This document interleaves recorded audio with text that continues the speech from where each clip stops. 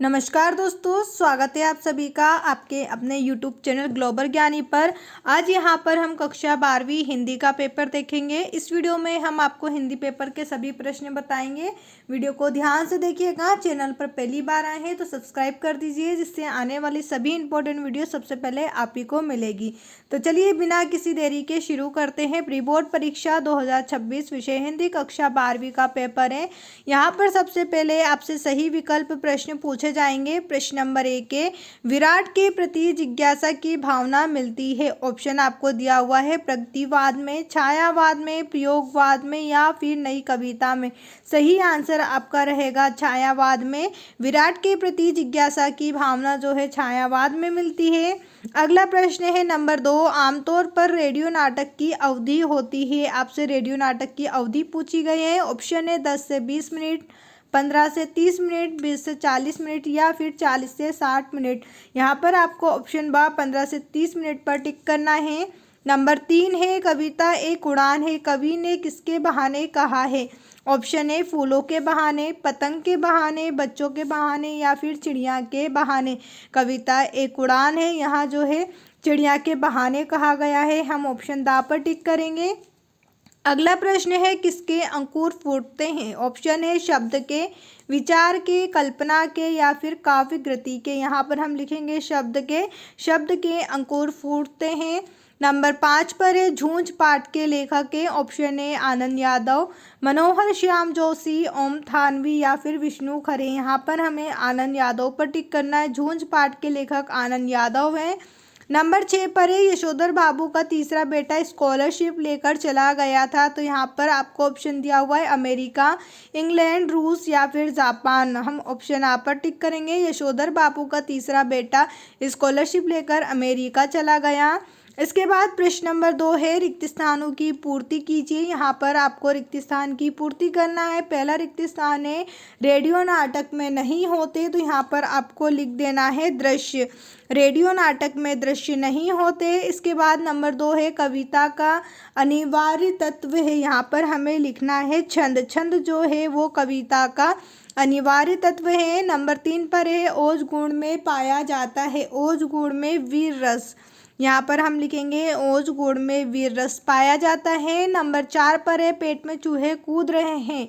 वाक्य में शब्द शक्ति है। तो यहाँ पर आपको लिखना है लक्षणा। लक्षणा शब्द शक्ति है। इसके बाद है नंबर 5, ऐसे शब्द जो क्षेत्र विशेष में बोले जाते हैं कहलाते हैं। ऐसे शब्द जो क्षेत्र विशेष में बोले जाते हैं उन्हें हम क्षेत्रीय शब्द कहते हैं।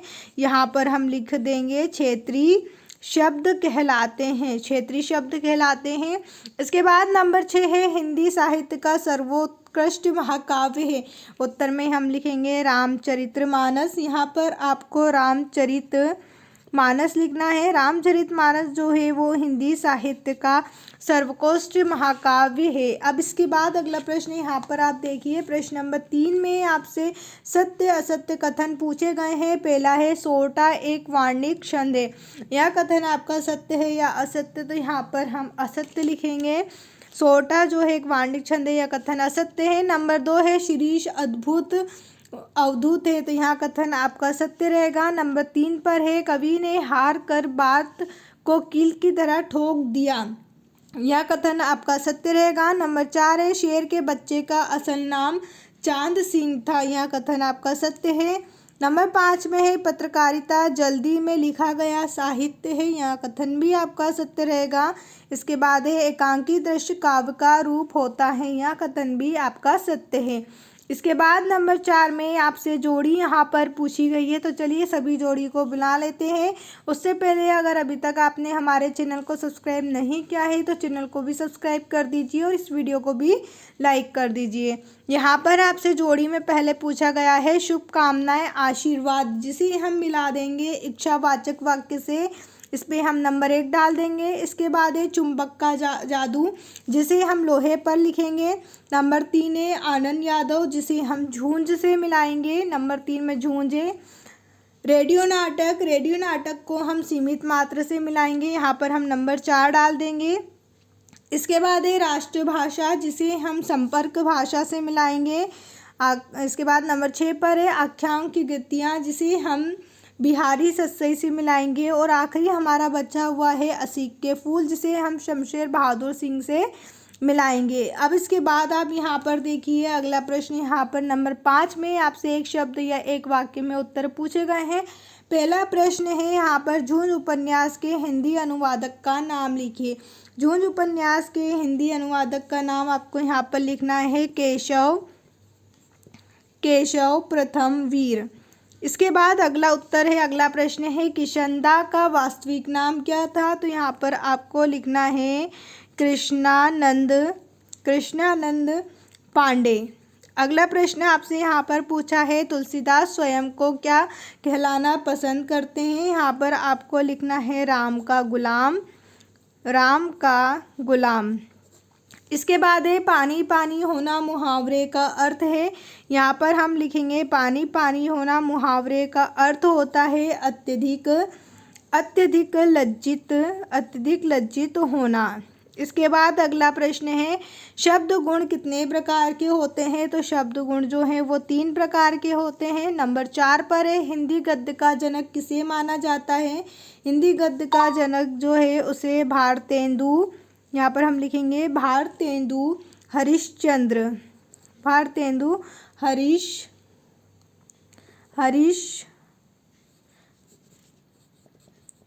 हरिश्चंद्र को कहा जाता है। इसके बाद है, चांद सिंह के गुरु का नाम क्या था?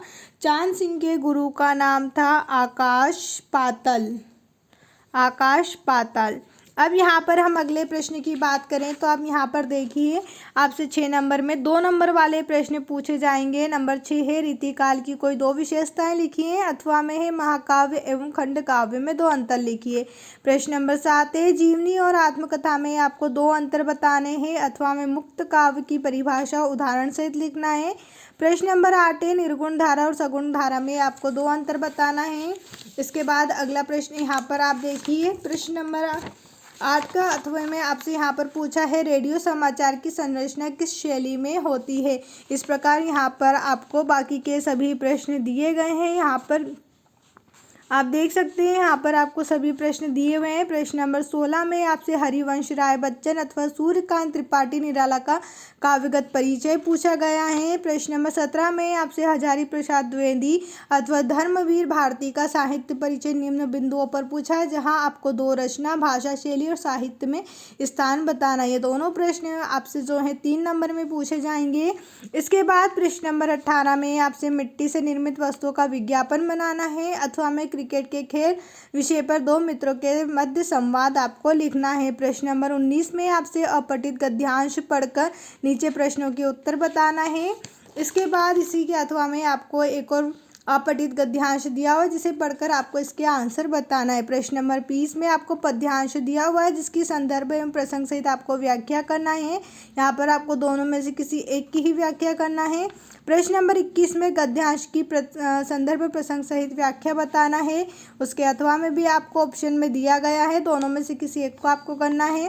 प्रश्न नंबर 22 में अपने विद्यालय के प्राचार्य को निर्धन छात्र कोष से छात्रवृत्ति प्रदान करने हेतु एक आवेदन पत्र लिखना है।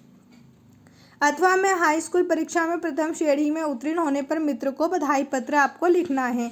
प्रश्न नंबर 23 में निम्नलिखित में से किसी एक विषय पर आपको निबंध लिखना है। प्रदूषण कारण और निदान आप लिख सकते हैं, अनुशासन का महत्व, या फिर भारतीय की राष्ट्रीयता, एकता, स्वच्छता अभियान, दैनिक जीवन में इंटरनेट का महत्व। अगर आप इन सभी प्रश्नों में से किसी भी प्रश्न का आंसर चाहते हैं तो आप मुझे कमेंट करके बता सकते हैं, जिसका आंसर हम आपको अपने टेलीग्राम चैनल पर बताएंगे। टेलीग्राम चैनल ज्वाइन करने के लिए मैं आपको नीचे डिस्क्रिप्शन में लिंक दे रही हूँ, जहाँ से आप हमारे टेलीग्राम चैनल को ज्वाइन कर सकते हैं। उम्मीद है आपको हमारी ये वीडियो पसंद आई होगी। वीडियो देखने के लिए आप सभी का धन्यवाद।